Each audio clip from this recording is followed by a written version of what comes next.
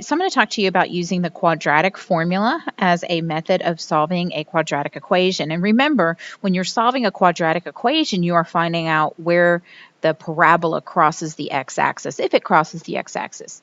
And it just gives you some additional points or solutions for the equation. So here is the formula. You are not going to have to memorize this for me.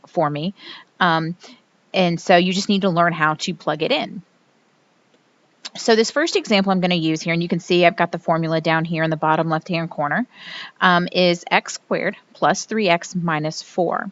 So the first thing you want to do is you want to go through and you want to identify your a, b, and c. If you look at the formula, you should notice that there's a, b, and c in the formula, which comes from the standard form of a quadratic function, ax squared plus bx plus c. So I'm going to go through here and I'm going to identify these parts of this equation. So a is equal to 1, because remember it's like there's a 1 here in front of the x. B is equal to 3. This is the 3 right here. And c is equal to negative 4 because of this part right here. So now I've identified everything. So now I'm going to go through and plug everything in. So x is, meaning the x-intercepts, is negative b, which is going to be negative 3, plus or minus the square root of b squared. B is 3, so 3 squared minus 4 times 1 times negative 4. That's the times a times c. And then I'm going to divide all of that by 2 times a, and a is 1. So all I've done at this point is plugged everything in to the quadratic formula down here.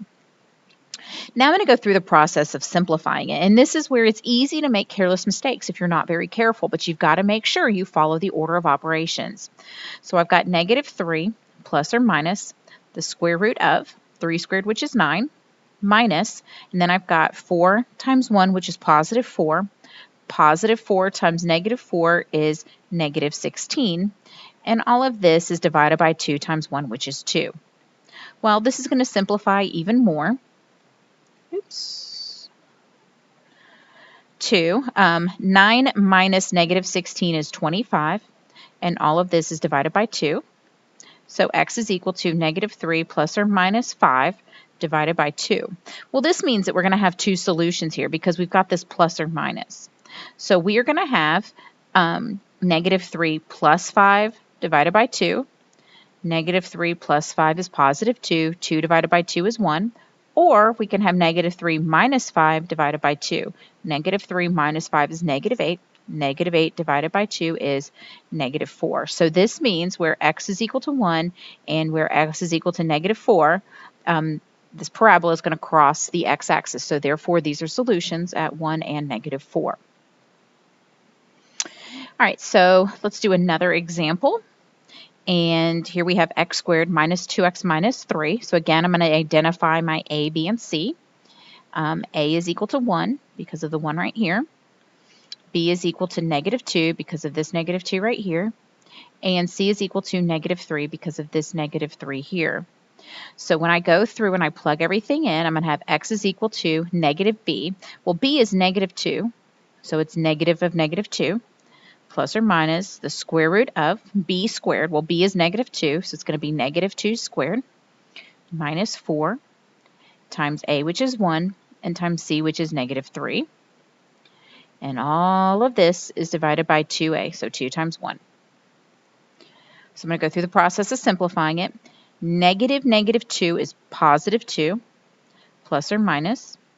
Negative 2 squared is positive 4. 4 times 1 is 4.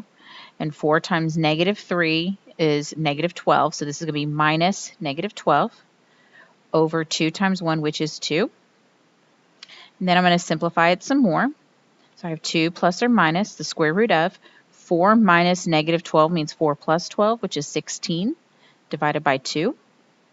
So this is 2 plus or minus 4 divided by 2. So again, this is going to give me two solutions. Okay, I'm going to have 2 plus 4 divided by 2, and then 2 minus 4 divided by 2. Because of this plus or minus here, it tells me I've got to do it both ways.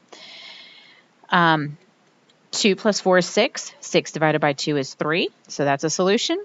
2 minus 4 is negative 2. Negative 2 divided by 2 is negative 1. So negative 1 is also a solution. So that's how you use the quadratic formula. And the quadratic formula always works.